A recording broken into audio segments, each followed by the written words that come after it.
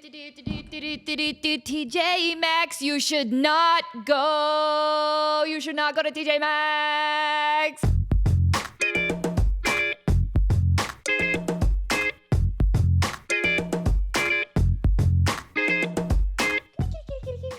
Oh, Kevin was right here. He was walking towards me, and then I was too loud, and now he's walking. Please hold. You should go.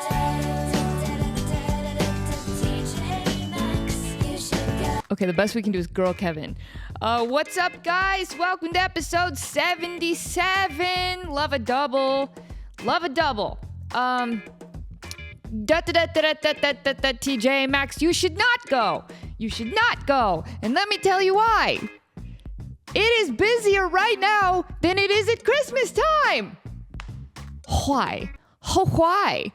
Dude, what's going on? TJ Maxx is only these like mid-range stores just full of crap, right? Like middle of the road crap, right? You go to like a Nordstrom's rack to get like kind of nice crap, and then you go to Ross and Walmart to get bad crap, and then you go to TJ Maxx and Marshall's, those kind of stores in there to get like middle of the road crap. It's not terrible. It's cheap enough. It's fine. We love TJ Maxx. We love TJ Maxx. But let me tell you, I don't like to go at Christmas time because that queue for the register, it just snakes around the whole damn store. It snakes around. It snakes around like an anaconda, don't want none. And then it takes you like a half an hour to get out of there. It's way too long. I don't know why. It's way too long. But let me tell you, the rest of the year, it's supposed to be just fine. It's not. I was just there yesterday getting gifts for teachers that I've met 4 times. That's not true. So here's the thing. Your kids go to school, and then the year ends, and you got to get gifts for the teachers. And you're like, I know that you've known my kid for most of a year, but I still don't know you. So what do we do? What are we doing here? What are we doing? I need to buy a gift for somebody I don't really know, but I should know because they've known my kid for a year, and I should probably give them something nice to apologize for. I'm sorry that my kid was probably shitty many days, and you had to deal with that, even though I pay you for that. I love teachers. They do so much. My cousin is a teacher. That's the classic. I can make the joke because I know a guy. But no, we love teachers, and I love the teachers, my kids' teachers. They're so awesome. But that doesn't mean that I'm not going to wander around TJ Maxx for an hour trying to figure out what to buy for women that I don't really know anything about. And that's my fault. That's totally my fault. So I went with some beautiful spatulas. They're gorgeous. They're gorgeous spatulas. And they probably won't match their kitchen at all, and that's fine. I hope they regift them to somebody who would appreciate them because they're cute. Were they on clearance? Yes. Does that matter? No. They were still really cute. I didn't know they were on clearance when I picked them out, to be fair. But anyway. TJ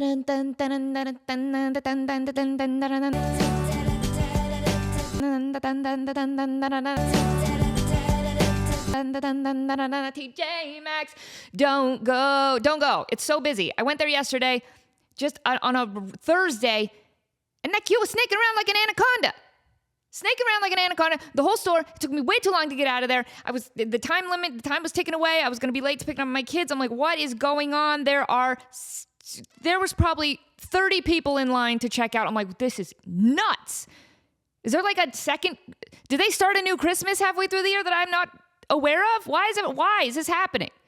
So don't go right now. Give it a couple months. Maybe it's like, it's the beginning of summer. People are trying to go get their middle of the road cheap crap to get ready for summer. That's all good. Maybe it's a weird fluke. I don't know, but I'm scared of it, and you should not go right now. And if TJ Maxx doesn't like that, they should sponsor the show. I just want to sponsor. Let me tell you guys, there's something wrong with me for sure. There's definitely something wrong with me. And I can only compare it to perhaps the yips. I don't know. Do I have the yips? I'm not really quite sure. So I'm an actor, and I've been on camera since I was 12, and I love doing it. And I especially love doing this podcast, and I like making content for you guys. And I love I love doing what I do best. I love what I'm doing right now. But you probably noticed there was like a week and a half, 2 weeks maybe without a new podcast episode. And I got to tell you, I don't know. I just had like this weird mental block where every time I thought about doing it, I just like got really nervous. There was even one time when like I set everything up and the camera and the mic and I got it all ready. And then I was like, I can't do this. And I just didn't do it. And it wasn't even that I was like, I don't even know what I'm going to talk about. Because I talk about almost nothing every week and it's all stupid. And, you know, that's what I've established the show is. I'm not going to be talking about deep issues. I'm always going to be talking about stupid stuff. So that's not a problem. I'll always have things to talk about because I'm the thing that wouldn't shut up. And so it's something deeper than that. I haven't been feeling like the most successful individual the last couple months. I haven't been working that much. You know, as an actor, you can't really go out and like apply for jobs like you normally would in your basic average workforce. Like you can't really do that. You can't just like go knock on a studio door and be like, here's my resume, hire me for your next motion picture. It's not really how it works. You have to belong to a couple casting websites, and then it also helps if you have agents. And let me tell you, I have 4 agents. I now have 4 agents. And even though I have 4 agents, they cannot get me work. And they cannot get me work. And they also cannot get me auditions. And that is disheartening because that is what I do best. And they keep telling me, hey, the studios are moving to Las Vegas. So as soon as that happens, you're going to be working so much. And I'm like, cool. We've been talking about studios moving to Las Vegas for like 20 years. So call me up when it actually happens. So the jobs there's no jobs. And I think that's starting to get to me. And I booked a great job a couple weeks ago. I booked it and I had that feeling of like, we're back, baby. We're back. This is great. This is a great gig. It's totally in the pocket. It's what I do best. It pays well. Like, this is it. And I went to Sean and I'm like, this is it, man. Like, I booked one. I'm back, baby. And then 4 hours later, it fell through. And then I was very upset and I threw a little hissy fit. And I was not happy. So that really bummed me out. And then that made me feel even worse than I did before. And I just need a W, man. I just need a win. Like, I usually dress a lot cuter for my podcast, but today it's old Star Wars t-shirt. And that's just kind of, that's what we're going to do today. But I think I really need a win. And it's hard not being in control of so many things. When you're in entertainment, you kind of have to get other people to let you do what you're good at. So I need venues to hire me to sing. I need TV shows and commercials and movies to hire me to act. I need corporate events to hire me to MC the stage. You know, I need companies to hire me to do social media content about their products. And all of this used to come very easy to me, and now it doesn't. And it's starting to get to me. It's really starting to get to me. It went from like, oh, it's just a slow period of time in the industry to like, is there something wrong with me personally? Because the industry's not going to be slow forever. It can't be slow this long. People are still making things. And yet my phone's not ringing at all. My email's not going off with the ba-ding. I'm not getting the, you've got mail. I would like to bring that back. That soundbite. But yeah, it's so nothing's really coming my way. In fact, I was super excited a couple months ago. I signed with like the top hosting agent in Los Angeles, and I was really excited. And I gave him just like all the best material, great reel, great headshot. I uploaded like all the materials that he wanted across all the social medias. I paid for it on all these websites. I got it ready, and he has not emailed me since. Like, he was really excited about me and took me on, and he's the best hosting agent in LA, and you'd think that would mean something, and yet here I am, jobless. So this really sounds like a fucking pity party, and I'm very sorry about that. But I did feel like you guys needed some kind of explanation as to why I haven't been uploading a lot of content and haven't been making as many podcast videos as I would like to, and I've just kind of generally been quiet, and I just get this weird... It's just this weird mixture of feelings of like, can I still do it? Do I want to still do it? Do people even care about me anymore? Do they even want to see me make content? Like, I don't know. It's, and you guys are so supportive always in the comments, and I love you guys so much. And I'm sure that, you'll have some positive words for me, and that will definitely cheer me up. And thank you for that in advance. I mean, you guys are just so great that, like, I know that you're not going to be like, yeah, you suck. Like, I mean, I'm sure maybe some people will, but no, I always appreciate you guys, and you've stuck with me for 77 episodes for this podcast. And I keep thinking, like, do I go to 100 and then just call it quits? Like, I've sent a bunch of sponsor emails with a press kit to, like, all these companies I'd love to work with, and they have all ghosted me. And podcast networks are kind of ghosting me. I don't. Gosh, this sounds like such a pity party. I'm really sorry about that. But you know what? I also have to be honest about the crappy part of what I do and the crappy part of this industry.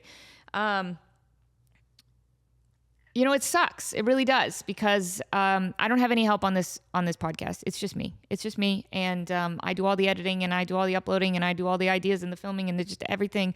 And so I don't have, like, a team member that, like, goes out and helps me get sponsorships or, like, clips out the episodes. I have no help, and that's kind of been what I've done for so many years with, like, The Escapist, like my top 5 show. Like, that was a one-woman production, and that was a lot of work. There was a lot of research that went into every episode, because, you do top 5 plumbers, and yeah, Mario's going to be number 1, but now you got to research, like, every video game ever made to find all plumber characters, and then not only do that, then rank them in order of 1 to 5, and then once you publish it, the internet's going to get mad at you that you forgot Joey the plumber from Banjo-Kazooie 2. You know what I mean? It's like and then that whole time doing that show, I wish that I had, like, a fact checker or somebody to, like, help me out, and I didn't. And it does get exhausting after a while to just do everything yourself. Again, such a pity party. Oh my gosh, I sound so pathetic. This is a therapy session, and this is me saying this stuff out loud and realizing how stupid it sounds as I say it. And I'm pitiful and dumb and stupid, and I should not be saying any of this. And I'm very blessed, and my life rules, and I'm really sorry for everything I just said. Let's talk about Alice Cooper.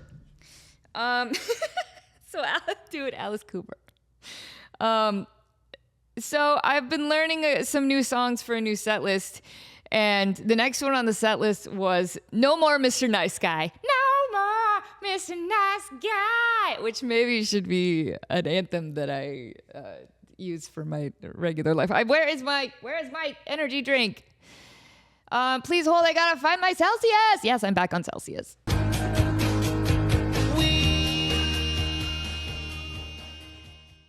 Okay, I found it. So, I'm learning No More Mr. Nice Guy, and I've been going through the lyrics, and this made me laugh so hard, and I had to share it with you because it's so fun. So, everybody knows that Alice Cooper, well, maybe not everybody knows this, so let's talk about it. So, it's widely known that Alice Cooper's whole shtick for the marketing of him and his band was to make parents not like him. That was their whole thing. They were like, okay, and he's a genius for this, by the way. He was like, look, if we just go overboard with making parents hate us, even acting in ways and doing things that we wouldn't even normally do, or things we don't even believe in, we're just going to do it to make parents hate us, because if we get the parents to hate us, the kids will love us. And that was their whole thing. And they kicked ass at it. They did so good. That's exactly what they did. Parents were like, Alice Cooper is the devil. And so kids are like, oh, yeah, Mom hates Alice Cooper. I'm going to listen to Alice Cooper. F you, Mom. So good, right? Genius. But then that leads me to sometimes look at their lyrics and be like, are they trying a little too hard? And this one in particular made me laugh. So, Here's the poetry of Alice Cooper. No more Mr. Nice Guy. I used to be such a sweet, sweet thing till they got a hold of me. I opened doors for little old ladies. I helped the blind to see. First of all, no, you didn't. Right off the bat, they're like, okay, we need examples of being nice. All right, example A. Opening doors for little old ladies. That's super nice. Old ladies are small and frail, and they can easily be pushed over. We should open doors for them. Okay, we need another example. Oh, how about a biblical miracle? How about we cure blindness? Yes, okay, those are two great examples of being a nice person. We open doors for little old ladies, and we do miracles. Yes, we're Jesus. We can do that. Yes, these are great examples. Write it down. This is the song. I used to be such a sweet, sweet thing till they got a hold of me. I opened doors for little old ladies. I helped the blind to see. No, you didn't. Phrased wrong. First of all, phrased wrong. It should be like you helped, let a blind man across the street. Look, I'm not here to rewrite their song, but I'm just saying suggestions. Help the blind. I mean, I guess that's what he's getting at. I'm helping the blind to see. I'm helping guide them. Explain it better. You didn't help them. You didn't cure blindness. And that just made me laugh. And then it's like, okay, I was mean, but now, no more, Mr. Nice Guy. No more, Mr. He. That is such a great chorus. I'm so into it. Okay, but then we go to the verse at the end. My dog bit me on the leg today. My cat clawed my eyes. Hey, dude, been there. My cat sent me to the hospital because he clawed my eyes. And here's a picture of it in case you forgot. Sorry, audio listeners. Ma's been thrown out of the social circle, and Dad has to hide. I went to church incognito. When everybody rose, the Reverend Smith, he recognized me, punched me in the nose. No, he didn't. Hey, calm down. I cure blindness and my priest punched me in the face. No. Too extreme. It's too much. Just dial it back. Dude, this is Sting and the 100 billion bottles. Stop with the hyperbole. You can keep it real. You don't have to go to that 100 billion bottles, however the hell it goes. It's too many bottles. It's an outrageous number. It's outrageous. But that's rock and roll, and it's supposed to be outrageous. And anyway, that's great. So I had a very exciting text right before I started this episode. My friend Patrick Garney, who used to work on All That with me, worked at Nickelodeon for many, many years. I don't think he's still there. Maybe he is. I don't really know. But he posted an awesome video on Facebook, and I'm going to share it with you. And that means that as of now, only Patrick's friends have seen it, but he gave me permission just now via text message that I could share it with you guys. This is a big deal. This is an exclusive. I have this. No one else has this. I have this. I'm going to share it with you. Again, audio listeners, I'm so sorry. I will do my best to explain it, and you can kind of hear what's happening. But this is really a video moment. And whatever, it's my podcast, and I'm failing anyway, so why don't I just do whatever I want?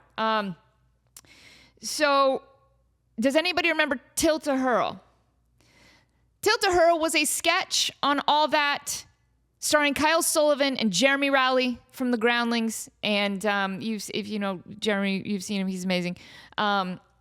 Also, he was on iCarly. I always forget his character, Mr. something, whatever. Anyway, so the whole point of Tilta-Hurl was that Jeremy Rowley was a carny, an ugly, carny with his belly sticking down, greasy and gross, and just like your average disgusting Midwestern carny, right?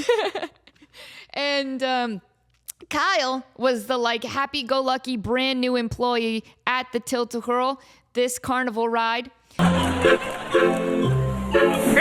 who wants to ride a Tilt-A-Hurl? Step right up and ride a Tilt-A-Hurl. Who wants to ride a Tilt-A-Hurl? Oh, I was looking Ticket. No, my name is Ernie. I was just hired worker at the amusement park. They told me to come to the Tilt-A-Hurl for training. Yeah! Tilt-A-Hurl's the baddest ride in the park. And he was like, I can't wait to learn how to operate this machine. And Jeremy Rowley was like, and he would always, and then they'd operate it, and people would get in the little roller coaster car, and it would go, and then Jeremy Rowley would say, here come the Loopity-Loop. Here come a Loopity-Loop.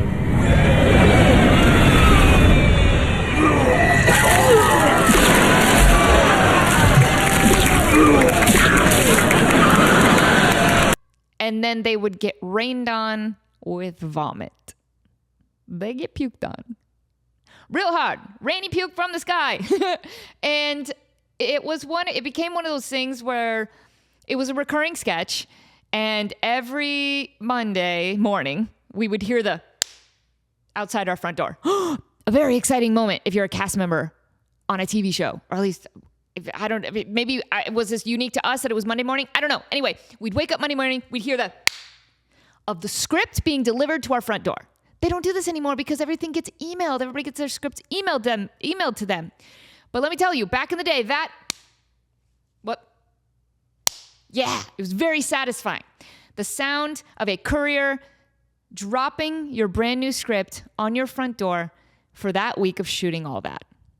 I would rush as fast as I could to grab the script, open it up, and see what my sketches were that week. Are we doing Sugar and Coffee this week? Are we doing Slumber Party this week? Are we doing Together Forever? Oh my gosh, what are we doing? And then I'd see what my characters were, and I'd already start to be reading through them on the drive to set, knowing our table read was first thing Monday morning, and I kind of wanted to be familiar with my characters before I read them in front of the whole cast and crew and executives and writers and everybody. It's very intimidating, by the way. That's why I tried to be prepared. But it became this running joke of like, who's going to be in Tilt-A-Hurl this week? And every week you'd open the script, and if you saw Tilt-A-Hurl, you'd be like, please, please, please, please, please, please, don't let me be in the sketch. Don't let me be in the sketch. Don't let me be in the sketch. And then you read it and be like, yes, not in the sketch. However, one time I was in the sketch, and that was, I was with Taina. I want to talk to you. Megan, you better talk to me first. She says you like her. Do you? Yeah, do you? No! No? Why don't you like me? Because you're a horrible, horrible girl. Did you get that? So you better stay away from my man. Yeah, and what if I don't? You must want to find out the hard way, don't you? You better get that finger out of my face before I chew it off. What are you going to do? Yeah, girl, bring it in. Oh my God.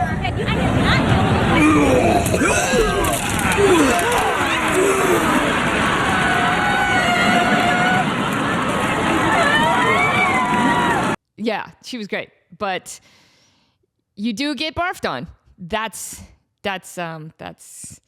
kind of a downside of being in that sketch. They had balloons filled with fake vomit up in the rafters, and then when it was time for you to get vomited on, they would pop the balloons over your head, and you'd just get rained down on. And Patrick Garney was part of the test for this. They put him in a raincoat, and they brought him to set, and they made him stand in front of everybody and get vomited on. And it is so funny. And I forgot that this happened. And so I was watching this video that Patrick posted, and it just totally brought me back, seeing everybody who worked on the set. Steve Hafer and Lane Napper was there, and Beth Carell, and just so many people that I love so much from those days are just like walking around doing their thing in this BTS video. And I felt like I was back there. It was so awesome. It's totally healthy, right? When you feel like a failure, to just go back and reminisce about the time you were actually relevant and had a job. Yeah, totally. So, guys, I'm so pathetic. I need to snap out of this. But anyway, so I'm going to show you a couple clips of this, and then I'll talk about it a little bit afterward. But audio listeners, you'll be able to hear the audio, but I do think you should jump over to YouTube for this part, or at least watch it on Spotify or however you do, because this is really cool. Anyway, here we go.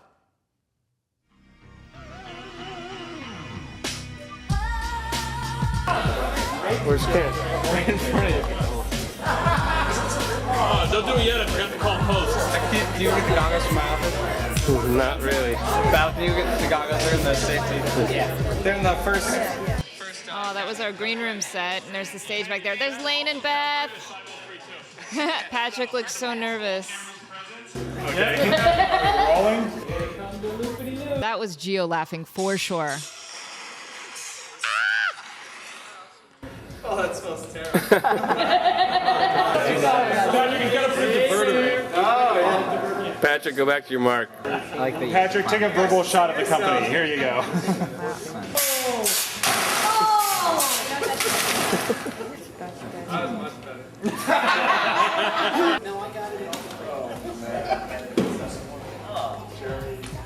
I feel like hugging. You hug me, you die. Ready? Bring it on.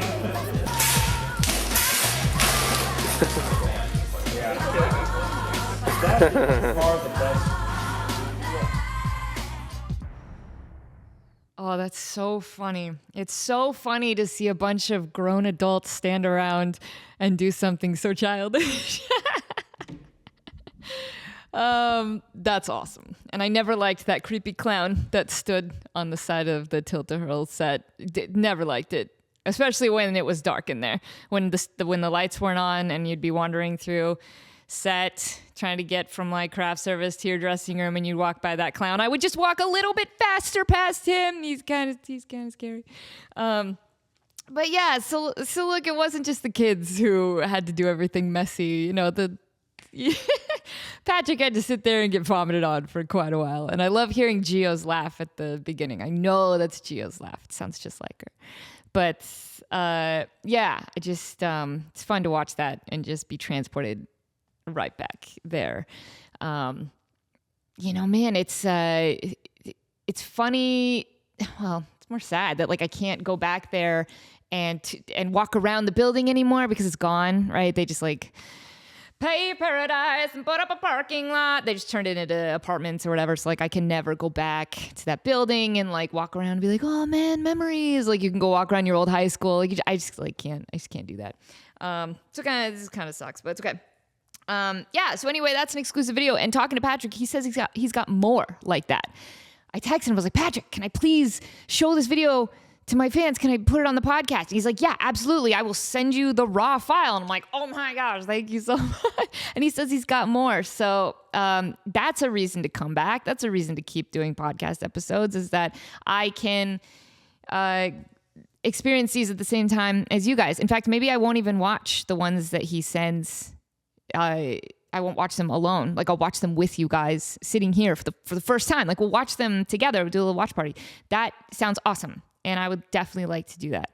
I'm trying my best to keep a nice archive of all my old sketches, just like anything, all that related. I'm just trying to keep a hard drive of like all that stuff. Because, you know, who knows if it's all going to get taken from YouTube and then I don't have it anymore. And then, you know, when I'm sitting around and I'm 90 and I have Alzheimer's and I can't remember anything. And they're like, we swear you were on all that, Grandma. And I was like, what? You know, and then they can show me these videos and I'll have, you know, something to remember.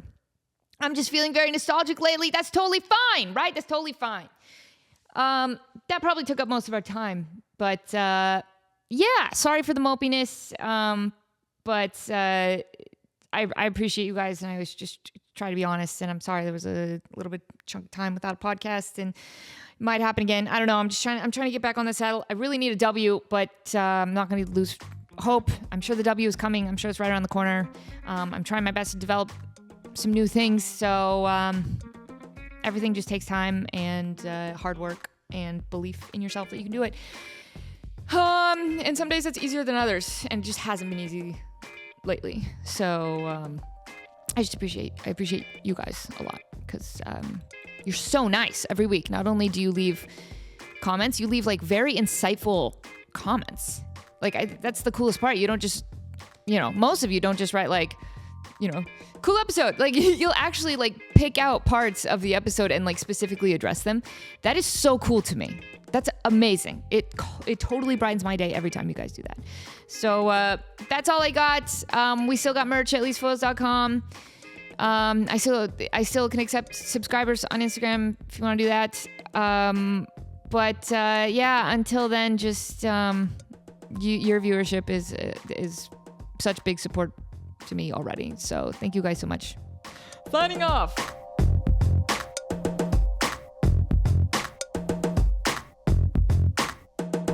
I'm gonna go hold the door for an old lady and then cure someone's blindness, because those are just two basic examples of being nice.